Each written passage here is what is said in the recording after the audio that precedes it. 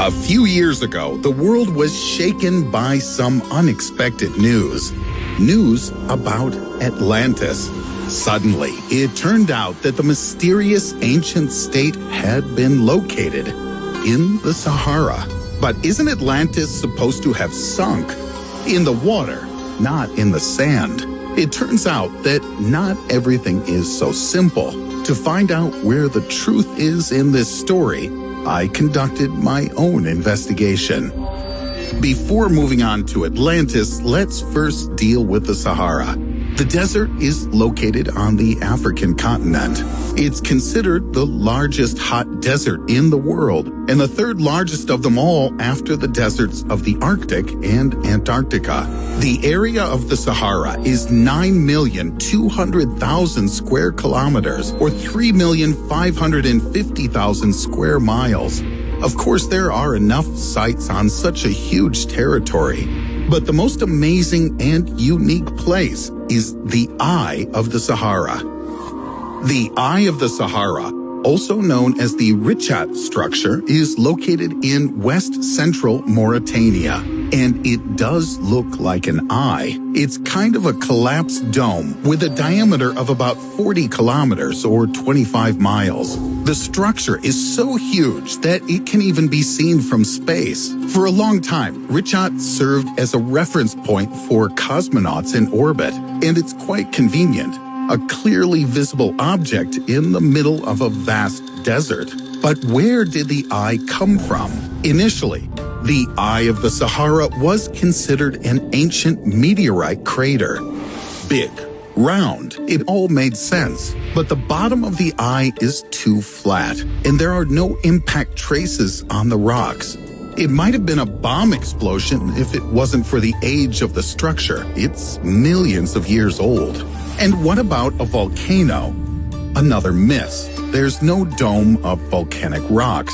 As a result, none of the scientists are completely sure where the Eye of the Sahara came from. The main theory is erosion. Some time ago, a section of the Earth's crust became exposed, and then the wind did the rest. So, what does Atlantis have to do with it? To understand this, you have to go back in time a bit, to the time of Plato. He died in the 4th century BC. Plato is considered a significant figure in philosophy. However, I'm not interested in his treatises, but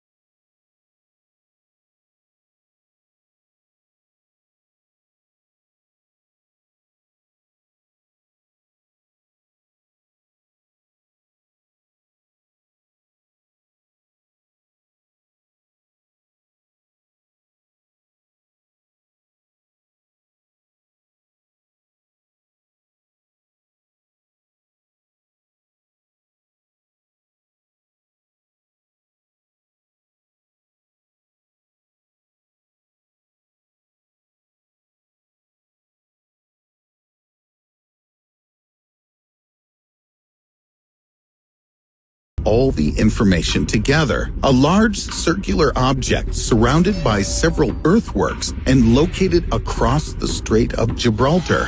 Yes, this is the Richat structure. It's not in the Atlantic Ocean, but still beyond the Pillars of Hercules, just a little further south than we used to think. Given how many years have passed, this could be attributed to geographical error.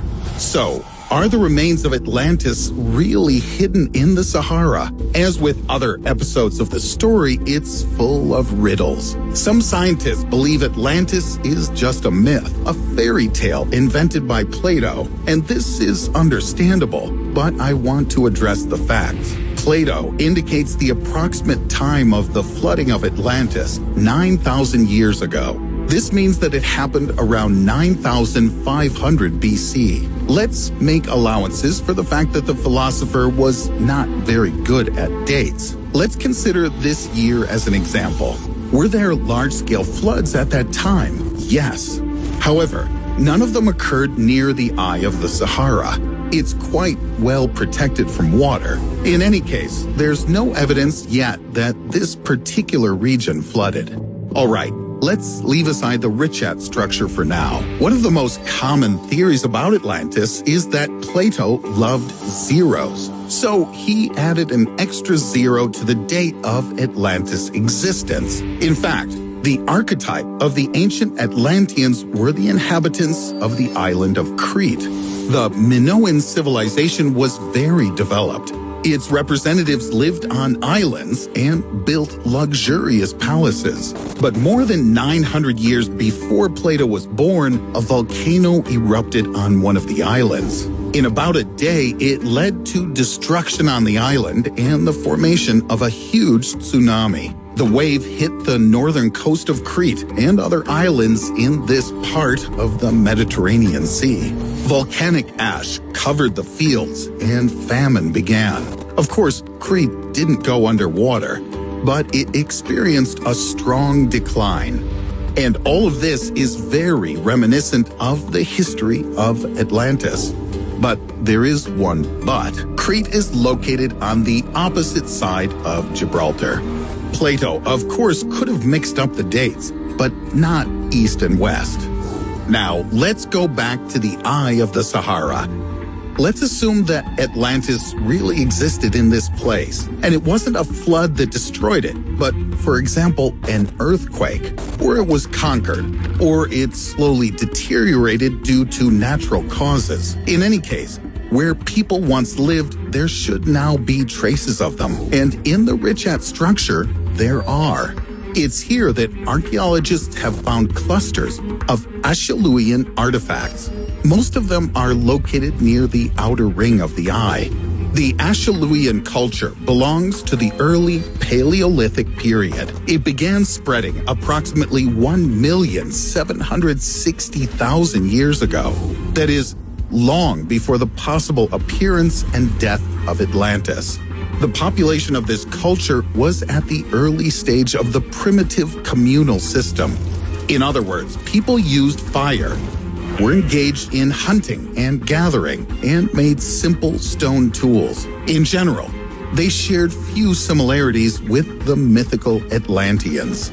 Still, there are oddities. No artifacts have ever been found in the Richat structure itself. There are a lot of them around it, but not inside the eye. What was in this place? Why did our ancestors avoid it? And lastly, here's an interesting fact for you. It's believed that the desert, in its current form, has existed for quite some time. But there was once a sea there, on the territory of the Sahara, where today there are mostly only sand and stones. There was once a huge reservoir. Its depth was 50 meters, or 164 feet, and its area was 3,000 square kilometers, or 1,158 square miles. Not much for a sea, but in the middle of a desert, it certainly is.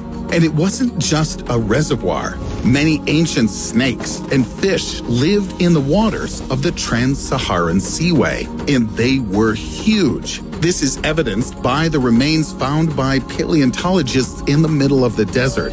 Of course, this doesn't prove that Atlanteans swam in the Sahara with the giant ancestors of crocodiles.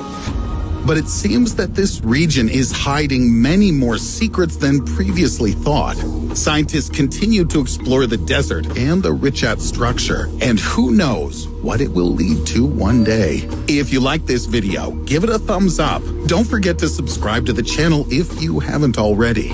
click on the bell to receive timely notifications about the release of new, interesting videos that are waiting for you ahead.